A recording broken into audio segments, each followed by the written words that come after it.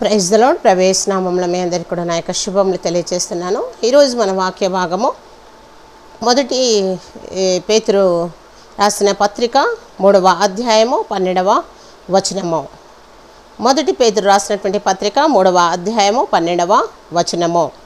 ప్రభువు కన్నులు నీతిమంతుల మీదను ఆయన చెవులు వారి ప్రార్థనల వైపును ఉన్నవి, కానీ ప్రభువు ముఖము కీడు చేయి వారికి విరోధంగా ఉన్నది. ప్రభువు కన్నులు నీతిమంతుల మీదను ఆయన చెవులు వారి ప్రార్థనల వైపును ఉన్నవి, కానీ ప్రభువు ముఖము కీడు చేయి వారికి విరోధంగా ఉన్నది అని ఇక్కడ వాక్య భాగము మనకి తెలియజేస్తుంది. ప్రభు యొక్క ఇందులో మనము ప్రాముఖ్యంగా గమనించాల్సినది ఏంటంటే ప్రభు యొక్క వినటువంటి ప్రార్థన గురించి మనమే ఇక్కడ చూస్తున్నాము. ప్రార్థన, ప్రభు కన్నులు నీతిమంతుల మీద, అదేవిధంగా ఆయన యొక్క చెవులు వారి ప్రార్థనల వైపు ఉన్నవని వాక్యం మనకి వివరిస్తుంది. ప్రభువును ప్రార్థనలో మనం ఒకసారి చూద్దాము. ప్రార్థన అనగా మనము ప్రభుతో మాట్లాడుట, బైబిల్ చదువుట అనగా ఆయన మనతో మాట్లాడుట అని మనకి తెలుసు. ప్రార్థన మానవునికి శ్వాసక్రియ లాంటిది. బైబిల్ నందు అనేక విధమైనటువంటి ప్రార్థనలు ఉన్నట్టుగా మనము చూస్తున్నాము. అయితే ఇక్కడ కొన్ని విధములైనటువంటి ప్రార్థనల గురించి మనము తెలుసుకుందాము. మనము ఒకటిగా చూసినట్లయితే నీతిమంతుల యొక్క ప్రార్థన, అదేవిధంగా బీదల ప్రార్థన, అన్యుల ప్రార్థన, అదేవిధంగా పాపుల ప్రార్థన, 4 రకాలైనటువంటి ప్రార్థనల గురించి మనం ఇక్కడ తెలుసుకుందాము. నీతిమంతుల ప్రార్థన, బీదల ప్రార్థన, అన్యుల ప్రార్థన, పాపుల ప్రార్థన. మొదటిగా చూసినట్లయితే నీతిమంతుల ప్రార్థన. మొదటి రాజుల గ్రంథము 17వ అధ్యాయము 1వ వచనం మనం చూసినట్లయితే, ఏలియా నీతిమంతుడు, ప్రవక్త, అదేవిధంగా పట్టుదల కలిగినటువంటి వాడు. అంత మాత్రమే కాకుండా రేషము గల ప్రవక్త. ప్రభువు కన్నులు నీతిమంతుల ప్రార్థన వినును అని వాక్యం చెప్తుంది.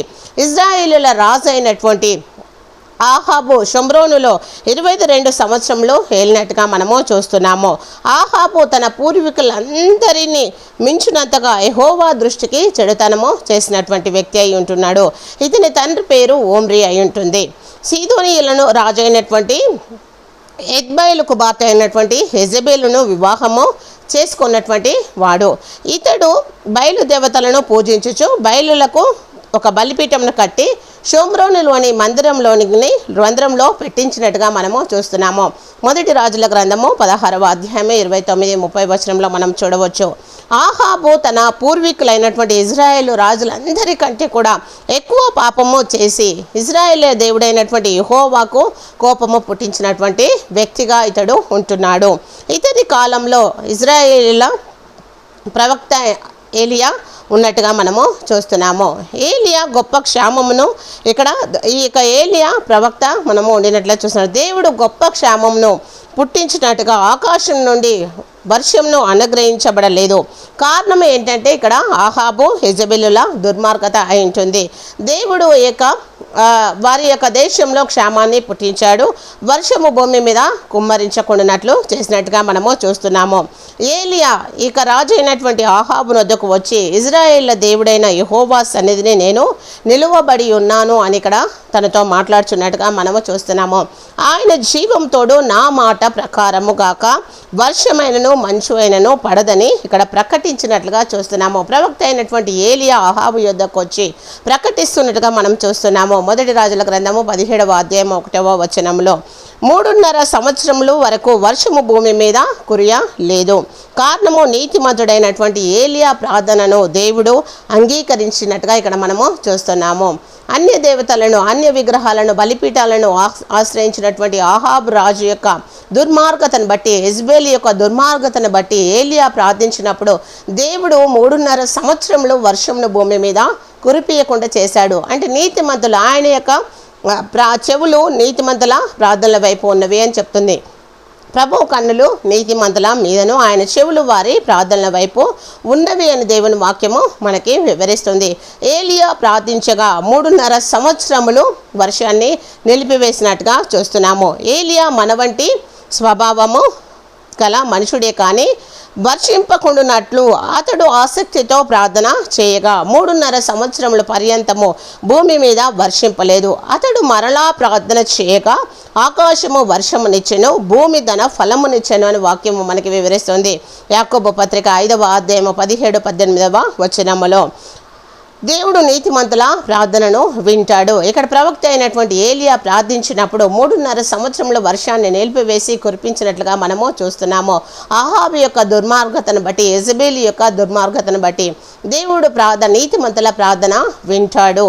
ఆయన యొక్క చెవులు వారి ప్రార్థనల వైపు ఉంటాయని వాక్యం మనకి వివరిస్తుంది. రెండోదిగా మనం చూసినట్లయితే బీదల ప్రార్థన. ఆయన శిష్యులతోనూ బహుజన సమూహముతోనూ యెరికో నుండి బయలుదేరి వచ్చుచుండగా తీమాయి కుమారుడగు బర్తిలయమయి అను ఒక గుడ్డి భిక్షకుడు త్రోవ పక్కన కూర్చుండెను.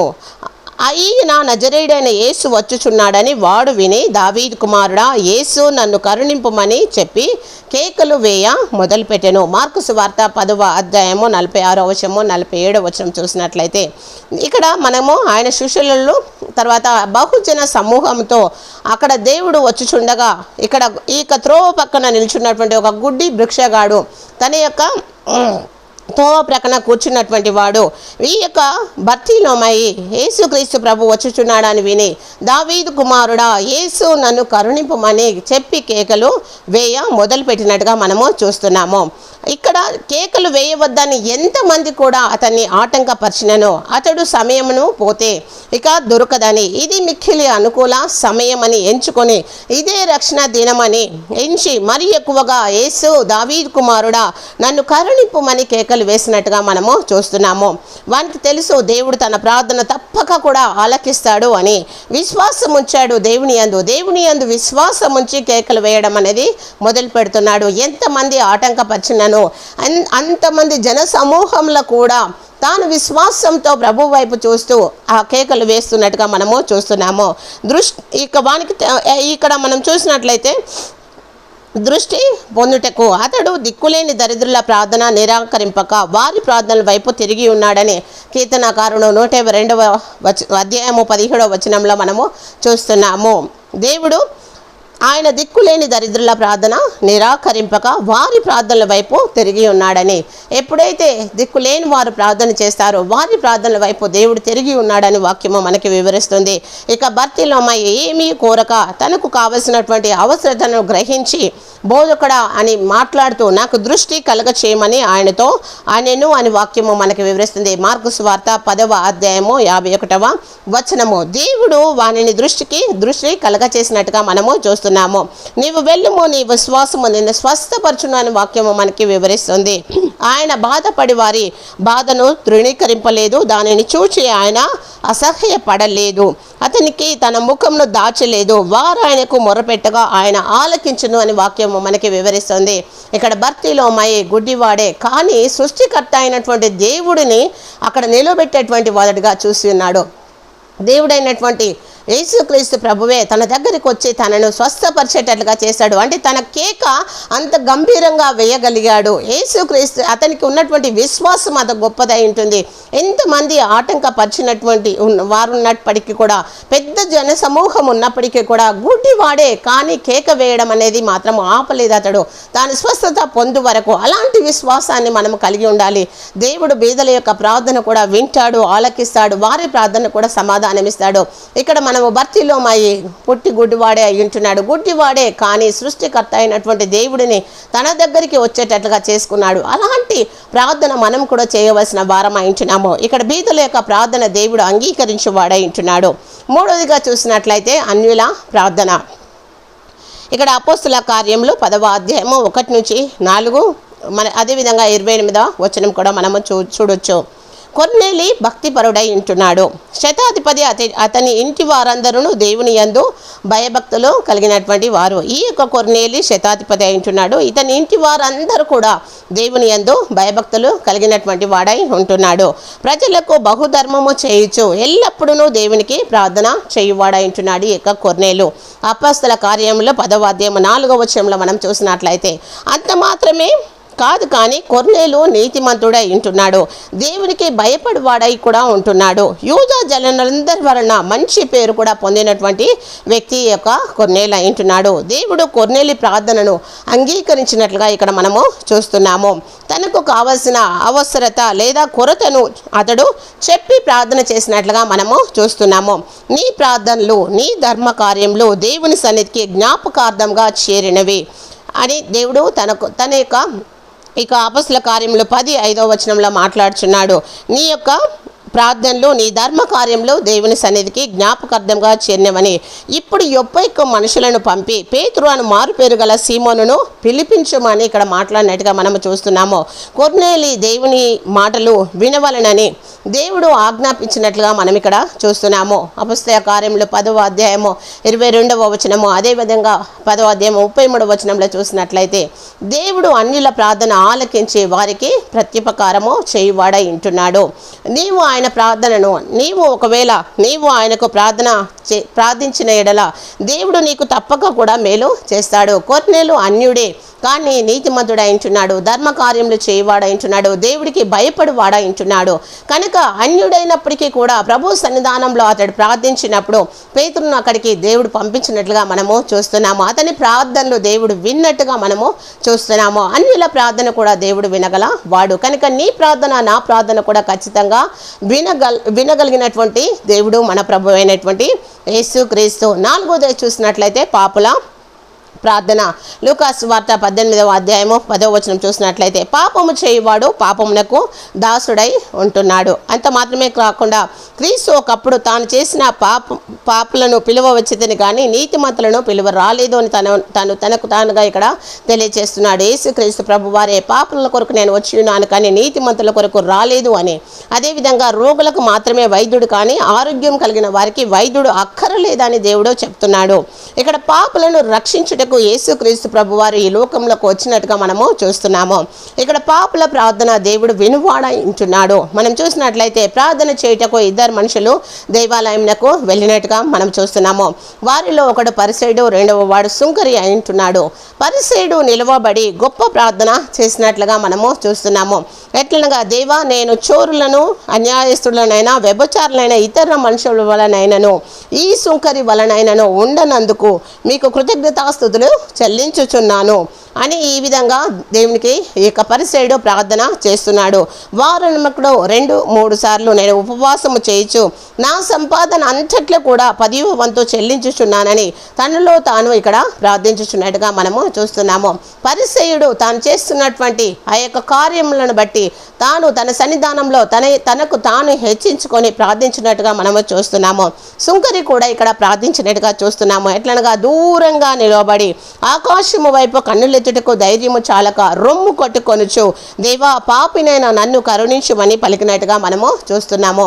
అతని కంటే ఇతడు నీతిమంతుడుగా తీర్చబడి తన ఇంటికి వెళ్ళనని ప్రభువే ఇక్కడ సాక్ష్యం ఇచ్చినట్లుగా మనం చూస్తున్నాము. లూకాసు వార్త 18:14 చూస్తే ఆయన దరిద్రుల ప్రార్థన నిరాకరింపక వారి ప్రార్థనల వైపు తిరిగి ఉన్నాడని కీర్తనలు 102:17 మనకి వివరిస్తుంది. దేవుని యొక్క కన్నులు నీతిమంతుల మీదను అదేవిధంగా ఆయన చెవులు వారి ప్రార్థనల వైపు ఉన్నవి అని వాక్యము మనకి వివరిస్తుంది. ఇక్కడ నీతిమంతుల ప్రార్థన దేవుడు వినవాడైంటున్నాడు, బీదల ప్రార్థన వినవాడైంటున్నాడు, అన్యుల ప్రార్థన వినవాడైంటున్నాడు, అదేవిధంగా పాపుల ప్రార్థన కూడా వినవాడైంటున్నాడు. నీతిమంతుడైనటువంటి ఇక ఏలియా ప్రార్థించినప్పుడు దేవుడు ఏలియా ప్రార్థన విని 3.5 సంవత్సరములు వర్షాన్ని నిలిపివేసి కురిపించినట్లుగా మనము చూస్తున్నాము. బీదవాడైనటువంటి బర్తిలోమయి, గుడ్డి భిక్షగాడైనటువంటి బర్తిలోమయి సృష్టికర్త అయినటువంటి యేసుక్రీస్తును నిలబెట్టి స్వస్థత పొందినట్లుగా మనము చూస్తున్నాము. కొర్నేలి అన్యుడే కానీ దేవుని యందు ఆసక్తి కలిగి ఉన్నాడు కనుక పేతురును తన ద్వారా వద్దకు పంపించినట్లుగా మనము చూస్తున్నాము. అదేవిధంగా 2 శిష్యుల్లో సుంకరి పరిసయుడు ఇద్దరు కూడా ప్రార్థన చేసినట్టుగా వింటున్నాము. కానీ సుంకరి యొక్క ప్రార్థన దేవుడు విన్నట్టుగా మనము చూస్తున్నాము. మనము కూడా విసుకక నిత్యము ప్రార్థించి ఆయన సన్నిధానంలో ఏదైతే మనము అడుగుతామో అన్నీ కూడా దేవుడు మనకు అనుగ్రహించువాడై ఉంటున్నాడు. కనుక దేవుడు ప్రభు అయినటువంటి యేసుక్రీస్తు యొక్క కన్నులు నీతిమంతుల మీదను ఆయన చెవులు వారి ప్రార్థనల వైపు ఉన్నవి కనుక నేను చేసేటువంటి ప్రతి ప్రార్థన కూడా దేవుడు వింటాడు.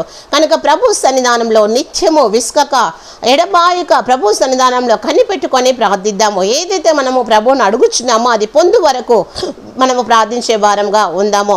మన ప్రార్థన ఖచ్చితంగా దేవుడు వింటాడు, ఆలకిస్తాడు, మన ప్రార్థనకు సమాధానం ఇస్తాడు. కనుక ఇట్టి వాక్యంను మనందరి హృదయంలో దేవుడు ఫలింపచేయునుగాక. ఆమేన్.